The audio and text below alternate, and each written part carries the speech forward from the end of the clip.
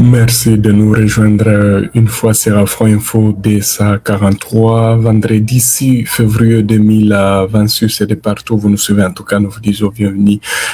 Comme nous l'avons bien titré, des jeunes Rwandais sont en train de perdre leur vie. L'enterrement se passe donc en secret au niveau du cimetière de Kanombe. Des témoignages sont là. On va voir aussi la situation qui prévaut dans les territoires de Walungu. Des tirs sont entendus dans cette région. On va voir en tout cas l'ensemble de la situation sécuritaire sur les lignes de front. Mais parlons d'abord de cette offensive des forces armées de la République démocratique du Congo contre les RDF qui déstabilise l'Est de la République démocratique du Congo. Qu'est-ce qui se passe, chers téléspectateurs d'Afro Info DSA 43, des jeunes Rwandais aussi qui sont donc en train de tomber dans des affrontements opposant les rebelles et leurs alliés rwandais. On va voir en tout cas, vous devez retenir, chers téléspectateurs d'Afro Info DSA 43, que les Rwandais qui continuent donc à venir envahir l'Est de la RDC sont en train d'être punis par les forces armées de la RDC. On se rappelle, nous tous, c'est entre mars et octobre 2025, les ministères rwandais de la Défense avaient donc publié plusieurs fois un communiqué appelant à intégrer cette armée RDF. Une situation inédite dans ce pays qui vient donc indirectement confirmer les rapports aussi onusiers qui estiment que les Rwandais auraient déployé entre 4 000 et 7 000 soldats sur le sol congolais aux côtés des M23. Les familles des victimes témoignent. Le Rwanda a toujours nié ces faits, y compris le contenu du rapport de septembre dernier de Human Rights Watch qui évoquait l'augmentation du nombre de tombes au cimetière militaire de Kanombe dans la capitale rwandaise. Vous devez retenir qu'en tout cas encore depuis le début de cette année 2026, plusieurs rapports encore ont confirmé que les militaires des jeunes rwandais auraient encore tombé, surtout dans des affrontements dans la province du Sud Kivu, autour des Minembwe, n'en parlons pas, dans le haut plateau des Fizi. Alors, vous devez retenir que les rapports fondés sur l'analyse d'images, en tout cas satellitaires, indiquent que plus de 400, donc ça passe de 800 tombes ont été ajoutées dans les mêmes cimetières, donc de 400 à 800 tombes entre donc janvier de cette année. C'est d'ailleurs donc en juillet dernier et que les frères de ce jeune homme qui a témoigné, qui nous a parlé sous le couvert d'anonymat, qui a perdu la vie dans l'Est de la République démocratique du Congo. Mon frère et moi a montré la dépouille, on nous a montré la dépouille de notre petit frère. Il avait donc le visage couvert de toutes parts, comme si on avait voulu dissimuler des impacts des balles. Au cimetière, on n'était que des mois et mon grand-père et la cérémonie des funéraires a été conduite par l'armée. Après, on nous a dit de garder cela secret. Malheureusement, mon frère n'a pas tenu le coup. Il a été traumatisé et se trouvait actuellement dans un centre. Dit cette source, vous devez retenir que beaucoup de militaires rwandais, en tout cas, sont en train de rester dans l'Est de la République démocratique du Congo.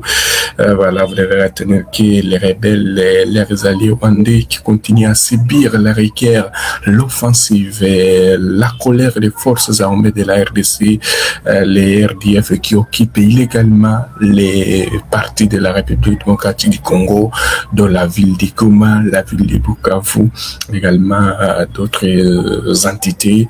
Les FARDC ces derniers temps ont opéré des offensives et c'est ainsi que plusieurs, en tout cas, rapports montrent clairement que de jeunes Rwandais sont en train de perdre leur vie donc pour satisfaire qui est les Paul Kagame qui ne cesse donc de déstabiliser l'Est de la République démocratique du Congo. Vous devez retenir que selon l'ONU, le Rwanda aurait déployé de nouveau une affaire de 7000 encore militaires sur le sol congolais. Des images montrent clairement, en tout cas des images satellitaires, comment est-ce que chaque jour l'enterrement se passe au cimetière donc des Kanombe. C'est un cimetière réservé aux militaires qui tombent sur les champs, alors la population ou certains parents n'ont pas accès donc à regarder ou à faire les funérailles de leurs membres. Comme je l'ai dit, donc comme ces témoignages ici, je cite mon frère et moi, on nous a montré la dépouille de notre petit frère. Il avait le visage couvert de toutes parts, comme si on avait voulu dissimuler les impacts des balles au cimetière. On était qu'aidés, moi, mon grand frère, et la cérémonie funéraire a été conduite par l'armée. Après, on nous a dit de garder cela secret. Malheureusement, mon frère n'a pas tenu le coup. Il a été traumatisé et se trouve actuellement dans un centre psychiatrique. Voilà, donc vous verrez que en tout cas, il traverse un calvaire. Vous voyez, donc avec des images satellitaires montrent clairement que ce sont des jeunes. La guerre se passe au Congo, mais le deuil se passe aussi au Rwanda. La guerre est en train de se passer au nord Kivu, au sud Kivu, mais le deuil aussi se tient au Rwanda, là où les habitants souffrent. La population ne peut pas, donc les habitants ne peuvent jamais s'exprimer, ne peuvent pas contester suite pour satisfaire seulement un seul individu qui ne cesse de déstabiliser toute la région des Grands Lacs.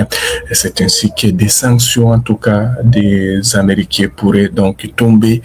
Attendons voir dans la semaine prochaine ce qui va arriver, puisque les Américains, en tout cas, ont bien dit qu'ils vont sanctionner pour Kagame qui ne cesse de déstabiliser l'Est de la République démocratique du Congo. Plus de 30 millions de Congolais ont perdu leur vie dans cette guerre d'agression avec l'arrivée à la tête de son Excellence Félix Tshisekedi Tshilombo, le premier citoyen. Déjà, on est entré l'ennemi est en train d'avouer, il est en train de dire voilà, c'est moi qui fais ceci, c'est moi, voilà, et on est en train de découvrir tous les ennemis de la République démocratique du Congo qui sont en train, qui se cachaient, qui se disaient, qui sont donc des patriotes, mais on est en train de les voir maintenant dans cette guerre d'agression. La RDC qui est victime, mais sache que les pays où la République n'a jamais échoué et donc la RDC continue à défendre avec son armée, les FARDC, appuyés par les jeunes patriotes Wazalendo. En tout cas, même plusieurs rapports, en tout cas, ont montré clairement que il y a des militaires toujours rwandais qui sont là, qui déstabilisent l'Est de la République démocratique du Congo. On se rappelle même, il y a eu des rapports de nos confrères d'IW aussi qui avaient dit que les secrets, il y a toujours les funérailles en discrétion, les gens ne peuvent pas enterrer leurs frères qui tombent dans l'Est de la RDC. La guerre se passe au Congo, mais le deuil se passe au Rwanda. Voilà, donc on va prendre aussi cette information toujours dans le territoire des Walungu. Qu'est-ce qui se passe? C'est lors des informations à notre possession. Des tirs nourris ont été signalés dans le groupement des Kamisimbi, territoire de Walungu, selon plusieurs sources locales, des affrontements opposés, les RDF Wazalendo. Nous appelons les jeunes du Kamisimbi à faire preuve d'une extrême vigilance afin d'éviter toute assimilation au Wazalendo par les RDF à la suite de ces affrontements, déclare une source locale, alors que toujours l'Est de la RDC est agressé. Les combats aussi se poursuivent.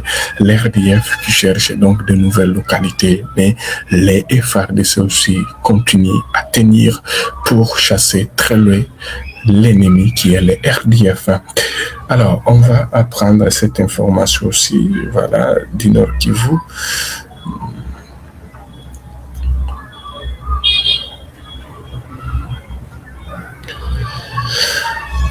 Voilà, donc on va prendre sur cette information du Nord Kivu, voilà les discours du vice-gouverneur du Nord Kivu qui clôturait la session des renforcements de l'engagement de la société civile, des autorités locales et des parlementaires sur les processus de paix de Washington et d'Ottawa pour le rétablissement de la paix, la protection des civils et la stabilisation du Grand Nord Kivu. Regardez. Participation active de la session intense consacrée au renforcement de l'engagement de la société civile, des autorités locales et des parlementaires dans le processus de paix et la lutte contre la désinformation pour la protection des civils. Tout d'abord, permettez-moi de m'adresser à chacun et à chacune d'entre vous. Au nom du gouvernement provincial, mes sincères remerciements pour votre participation active à cette session. Mes remerciements vont également et particulièrement à la section des affaires civiles de la MONUSCO qui a appuyé techniquement et financièrement cette session de renforcement de votre engagement pour une bonne appréciation et une contribution au processus de pacification afin de perfectionner les stratégies de lutte contre la désinformation et de cultiver un climat de confiance entre les acteurs. Je tiens à souligner l'intérêt que vous avez manifesté pour les différents sujets abordés et la qualité de vos interventions ont été à la hauteur des attentes et des objectifs assignés à cette grande messe dédiée à l'engagement des acteurs dans le processus de paix, à la lutte contre la désinformation et au renforcement de la confiance entre la société civile et les autorités locales, la MONUSCO et d'autres leaders d'opinion.